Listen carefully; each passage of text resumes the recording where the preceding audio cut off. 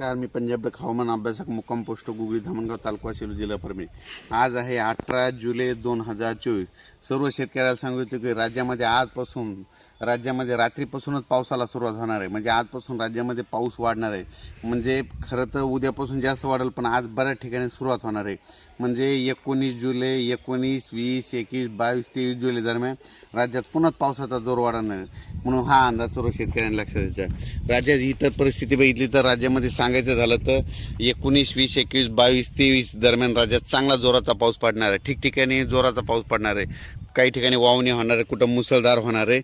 त्याच्यामुळे हा अंदाज लक्षात घ्यायचा। सांगायचं झालं तर मुंबईच्या सर्व जनतेने एक सतर्क राहण्याचं सांगतो की राज्यामध्ये मुंबई नाशिक या भागामध्ये उत्तर महाराष्ट्राकडे जवळपास 21 जुलै 22 आणि 23 जुलै दरम्यान मुंबईकडे मुसळधार पाऊस पडणार आहे। उत्तर महाराष्ट्राकडे मुसळधार पाऊस पडणार आहे। म्हणून हा अंदाज लक्षात द्यायचा। त्याच्यामध्ये राज्यात सांगायचं झालं तर परत एकदा 25च्या दरम्यान परत एक कमी दाबाचा पट्टा येणार आहे। त्याच्यामुळे 25, 26, 27, 28 दरम्यान जुलै दरम्यान देखील राज्यात चांगला पाऊस पडणार आहे। म्हणून हा अंदाज लक्षात द्यायचा। पण राज्यात आज 18 जुलैपासूनच पावसाला सुरुवात होणार आहे। म्हणून हे अंदाज लक्षात द्यायचा।